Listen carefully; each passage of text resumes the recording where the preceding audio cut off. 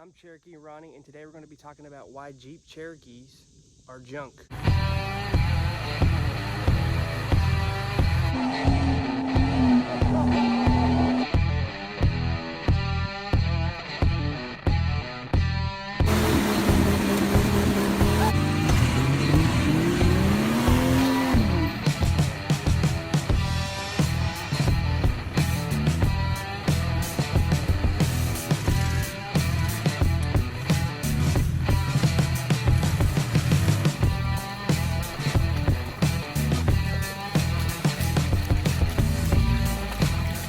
By looking at this Jeep, it's actually a really nice Jeep, and it is a nice Jeep. Somebody could buy this Jeep, drive it to work, daily drive it, take it off road, use it for a trail rig. It doesn't matter. This Jeep will take it, and this Jeep is super reliable, and then there's no problems with this Jeep at all. It has a little bit of rust, but that's nothing at all. But the problem is, a lot of people will lift a Jeep, but they won't upgrade the steering. They'll lift the Jeep, and they won't upgrade anything else. They'll try to lift it as cheap as possible, and you'll have vibrations in the dry shaft. Or you'll try to put a 2-inch lift on it and put big 33s on it, and you run into problems.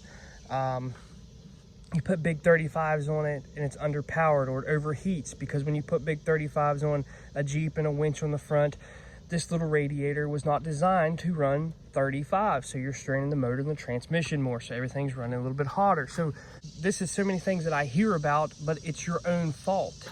And people say Jeep Cherokees are junk.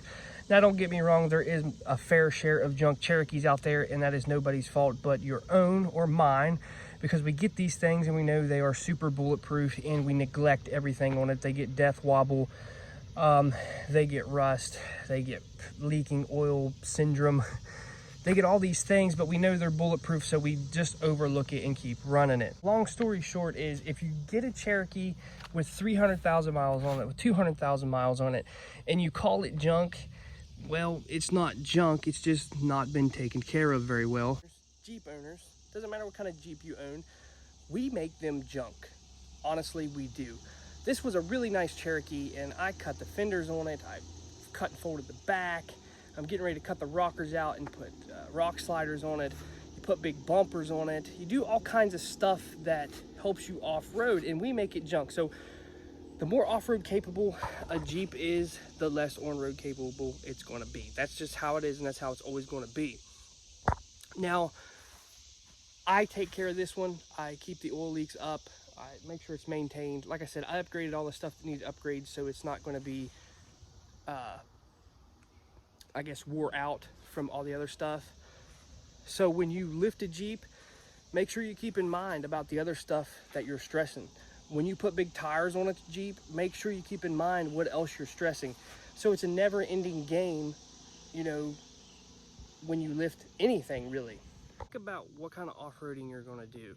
Think about if you're going to drive this thing on the road. Think about if it's going to be strictly a trail rig.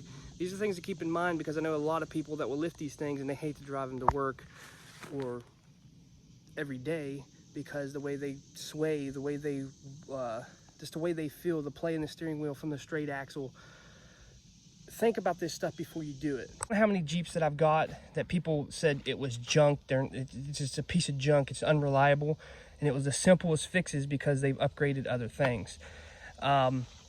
Like this one, it was lifted 4 inches, but they didn't do anything with the track bar, so the whole front end was cocked over, and it would wear tires out. I want you to think about it. If you're going to buy a Jeep Cherokee, how high are you going with it?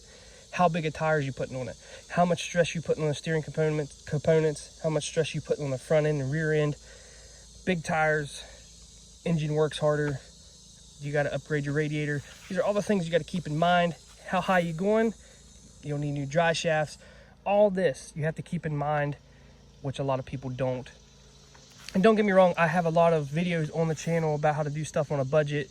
And this last Jeep build right here that we did was the best one I think I've ever done, and the best looking, because I show you how to run a double cardan dry shaft in the rear.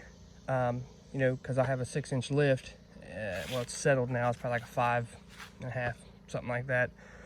But I show you all the tips and tricks to make sure you're good to get out in the trail. It'll get you out there. Now, I am running 35s, and the Dana 30 will do just fine, but the 8 1/4, it's welded in the rear. It'll do all right until I can upgrade. I'm wanting to do a rear end and a front end swap with F250 front and rears. So that's just a whole nother build series. But like I said, we are the ones that make Jeep Cherokees junk, and what we explain here today, that's why they're junk, is because of us. We make them junk because we don't want to spend the money to do everything right. And I'm not saying that you have to go out and buy like a $3,500 lift kit. You can do what we did here, but you have to spend a little bit of money somewhere to get stuff to work right. Like the track bar on this, the steering components. I showed you guys how to upgrade the steering components to where it'll handle the 35s and it's not going to bend. Like all that stuff that, you know, I show you guys how to do that because that's something you need with a Jeep Cherokee this high.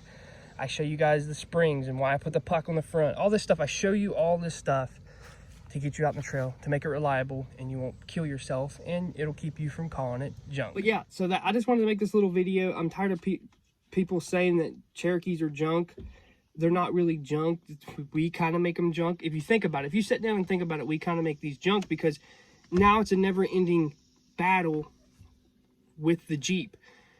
Because I'm running 35s now, I'm wanting to go up to 37s, and I can't go up to 37s yet because I need different axles.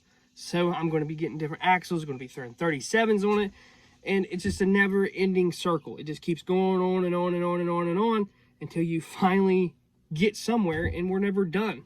By the time I'm done with this Jeep, it probably will be junk. But just keep that in mind. When you go to do stuff to your Jeep, make sure you think about what else it's affecting and what you need to upgrade. And honestly, if you can't afford, if it's a major component like this one, I lifted 6 inches, and if you can't afford the steering and the track bar right away and you're piecing together a lift like I did, just wait until you have everything together and then put it on. That's what I did. Make sure you go back on my channel and check out the video that we did on this Jeep, the Cheap Cherokee project. This Jeep turned out great.